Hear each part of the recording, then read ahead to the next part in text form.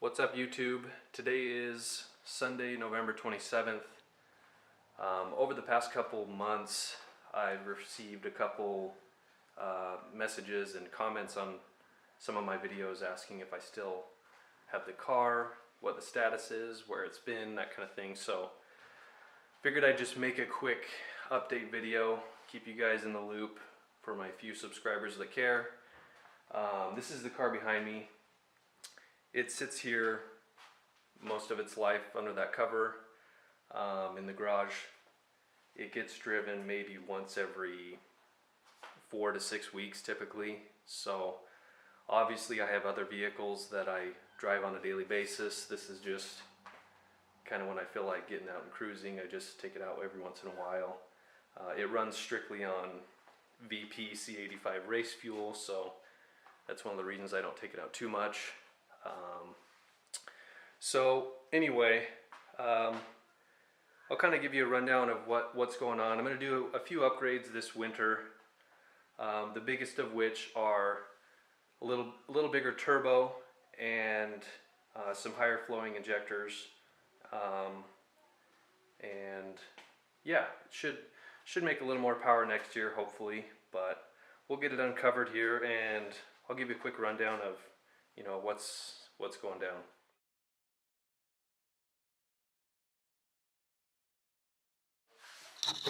I'll have to apologize for the crappy audio and probably lighting as well in this garage, but just the purpose of the video is just to kind of give you a quick update and that's it. So as you can tell, I've got quite a bit of stuff off the motor itself. The turbo's off.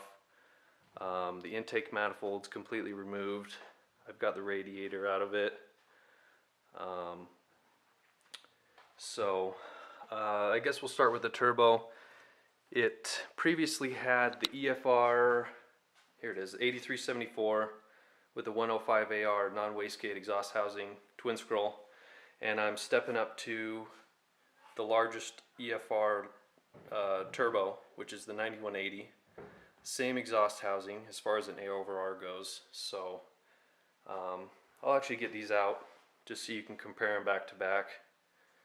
It's kind of interesting to see the differences, but aside from the turbo, I previously had the Dishworks 1000cc injectors in there, and at my power level I was seeing 80 to 85% duty cycle, which is okay, but I want a little bit more headroom, so I ended up ordering a set of ID 1700s. Obviously injector dynamics is kind of the go-to as far as quality, and hopefully they don't disappoint. Unfortunately, right off the bat,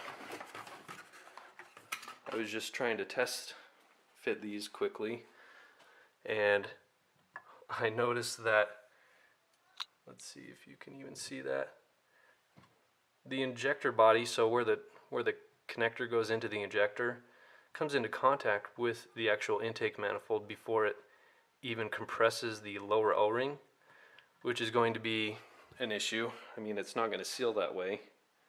So I've already been in contact with the company I purchased them from, and we'll see what they can do about that. I don't know if they can send me a different injector body or if I'm going to have to end up machining some relief in the intake manifold. I really don't want to do that because it's obviously powder coated, and that's just time that I shouldn't have to spend. I bought these injectors that are supposedly for this application, and I just don't want to spend unneeded time machining stuff that I shouldn't have to.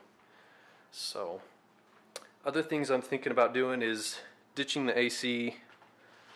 I never use it. I never drive the car when it's that hot outside, and even when it is warm and I could be using the AC, I don't use it. So I think I'm just gonna ditch the AC completely and clean up the engine bay a little bit. Obviously with these different injectors, I've got to modify the harnesses, the injector harnesses, so got a little bit of rewiring work to do, and in the process I might pull the entire engine harness out and clean it up a bit, get rid of a bunch of the unnecessary plugs. I've still got, you know, O2 sensors, mass airflow sensor connectors, a bunch of the emissions related stuff that's just taking up space and just kind of an eyesore, so I don't know. I also might relocate the battery to the trunk, just a few miscellaneous things to try and clean up the engine bay a little bit, nothing too crazy, but hopefully, I mean, previously it made 650 at the tire with that EFR 8374 tapering to, it was making probably 23 pounds at 7,200 RPM. So hopefully this 9180 will flow a little better. I can make, you know, a little more power on similar boost numbers. I would really like to see 750, but I don't know. Maybe that's too optimistic. So anyway, I'm gonna shut the camera off. I'm gonna unbox these turbos real quick, and we'll just do a quick side-by-side with them.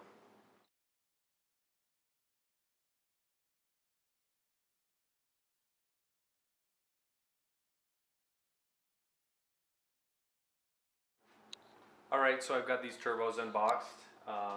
Let you guys take a look with me. So, refocus here. This one here is obviously the 8374. This is what I've been running for a little over 2 years. It's been an awesome turbo.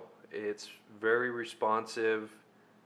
It's got, I mean, all EFRs come standard with the gamma tie turbine wheel, the forged milled compressor wheel, so that makes for a very quick spooling package. The inducer on this is a 62.6, I believe. So 650 wheel horsepower, not bad considering it's just a 62 millimeter turbo, especially because the Mustang, or the dyno that I use, is a Mustang dyno, which are kind of notorious for reading a little bit lower than other dyno brands such as a Dyno Jet or a Dynapack or whatever you're using. So anyway, over here we've got the 9180, and I mean, you could see side by side as far as outside dimensions and frame size, they're identical, right? So all they'd basically do differently is machine the compressor housing and the turbine housing differently to accommodate for the larger compressor and turbine wheels. So that's one of the main reasons I stuck with the EFR lineup, is because my exhaust manifold is actually designed for an EFR turbo. So I didn't want to have to deal with possibly modifying or getting a new exhaust manifold.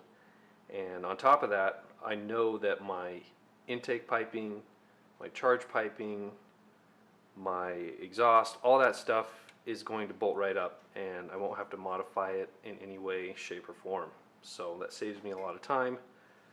I did consider going to, you know, something bigger, maybe an S400 series or something comparable in the precision lineup, such as, you know, a 6870 or a 7685 or whatever, but didn't really interest me at this time because I didn't want to deal with redoing all the piping and the exhaust system and stuff. So the downpipes, to get it to fit in an IS300, a 3-inch downpipe's kind of a pain in the butt to make, so not super fun to make another downpipe or modify the downpipe for another turbo.